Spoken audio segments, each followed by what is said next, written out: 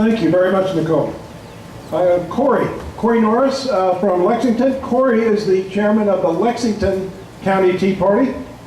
Very active. They meet up at Duke's Barbecue. Is it Duke's Barbecue or Maurice's Barbecue over near the airport? I've been up there. Jerry's been up there. Good group of people. Welcome.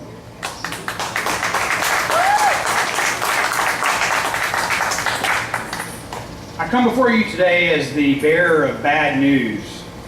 The bad news is that Lady Liberty is dead. We're not quite sure what the cause of death was yet.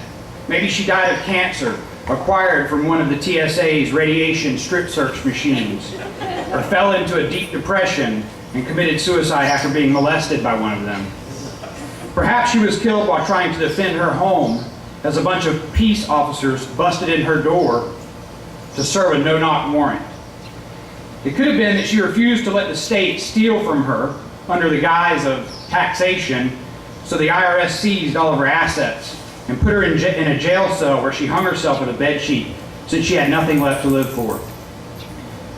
She could have even died from malnourishment since she could not afford to buy food thanks to the immoral inflationary monetary policies of the private Federal Reserve Bank and the U.S. Treasury. While we haven't yet determined the cause of her death, there is still no doubt that she truly is dead. So many still wave their flags and sing their songs in celebration of the liberty and country that is no more, while I feel compelled to do nothing but hold a funeral and mourn the loss of liberty and all that many seem to think we still have. Our founders made great personal, physical, and financial sacrifices to give birth to Lady Liberty and to raise her into maturity in the face of oppression and tyranny, and we have forsaken her. Those men did not plead with some arrogant politician to give them liberty. They did not try to fix the oppressive system of government they were under. No.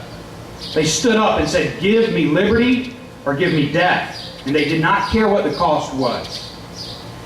They recognized that liberty does not grow in ground that has been salted by the tyranny that came before it.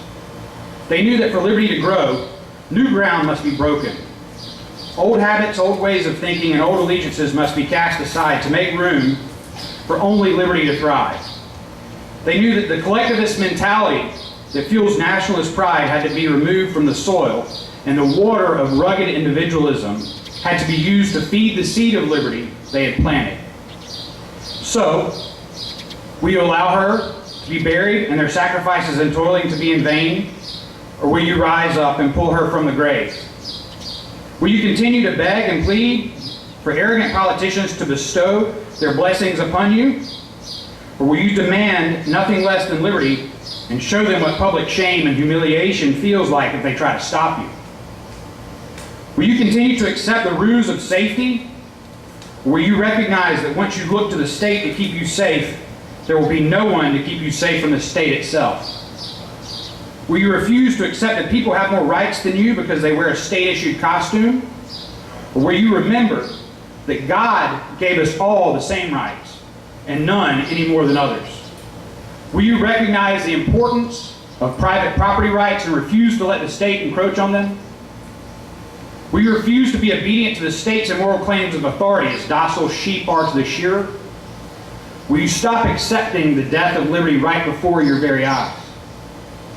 I hope so, because I will, and I need all of you to join me in the fight. I will not stand quietly and calmly by as liberty's coffin is covered over with dirt and rocks. I will not let the hardship and strife of those that came before me be in vain. I will not accept anything less than absolute liberty. It's time to stand and fight no matter the cost. It's time to act like people who will not tolerate the death of liberty. The time for patience and civility is past. The time for outrage and tenacity is upon us. Charlie Daniels said it best when he said, "I'm madder than hell and I ain't going to take it no more." Now, are you with me?